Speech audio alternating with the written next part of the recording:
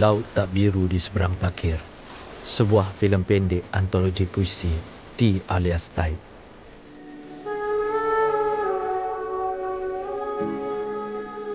Ada orang hidup dan mati, matahari bergolek di kepalanya. Ada orang mati dan hidup, bulan melimpah di dadanya.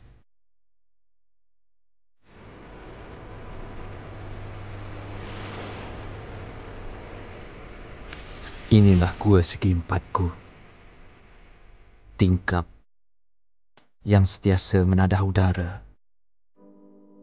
meja yang dikepung buku, dan dinding yang menampung 4-5 keping harapan masa tuaku. Inilah dunia resahku.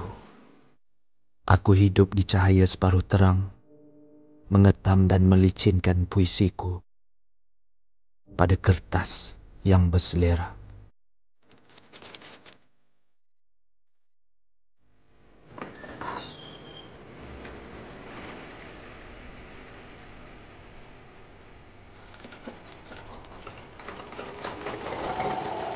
Kerjaku mengajuk tabiat alam. Sudah 3 dekad aku berusaha meniru tutur angin dan hujan, melakar marah ribut dan amuk laut. Aku juga turut memindahkan susunan batu ke dalam susunan kata yang bertahun keluh, yang bermata sayu, memandang sungai dan pantai.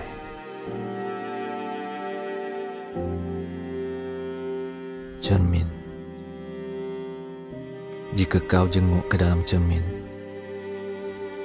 di situlah terhampar tanah dirimu. Tingkap dan cermin, kedua-duanya tercipta daripada kaca. Kaca pengalaman dan kaca diri. Jika kau masuk ke kaca diri, di situlah menjalar akar pribadimu.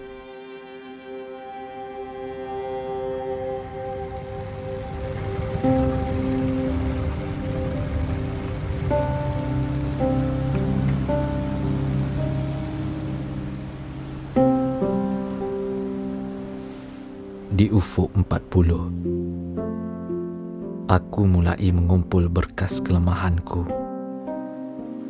yang bertaburan dalam hutan remajaku. Aku mulai memikul bakul yang berat di belakangku, sarat oleh pengalaman, sarat oleh penemuan. Aku mulai belajar memilih isi dari inti, mengambil inti dari erti, mengupas erti dari hidup. Aku mulai banyak bertanya dari menjawab, mencari dari menyepi.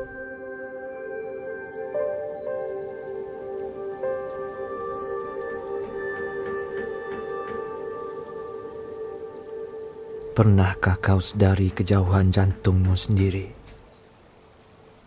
Tak sampai sekaki, tak tercapai jari. Pernahkah kau rasai keriuhan dekupmu sendiri, seolah dikelilingi bunyi yang sebenarnya sunyi?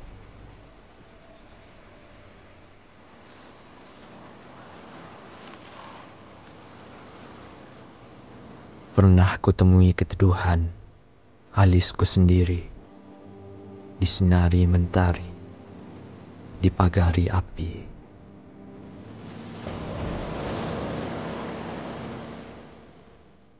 Kau kutip sepihan mimpi yang menitis dari jarimu,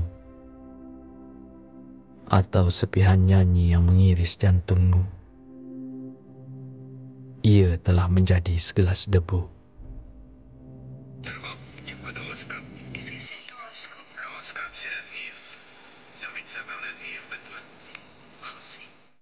Malam seharusnya tak datang ke dunia ini. Huli dan petani begitu gelisah di bawah bayanganmu. dan bayang muncullah di depanku sebagai teman kerana aku kesepian.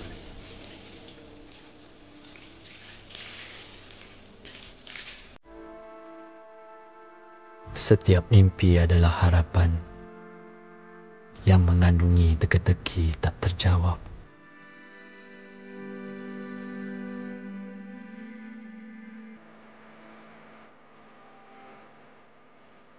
Laut tak biru di seberang takir. Laut tak biru lagi di seberang takir. Ikan-ikan sudah jemu bermain di pesisirnya. Dan engkau tenggelam dalam heba rayumu.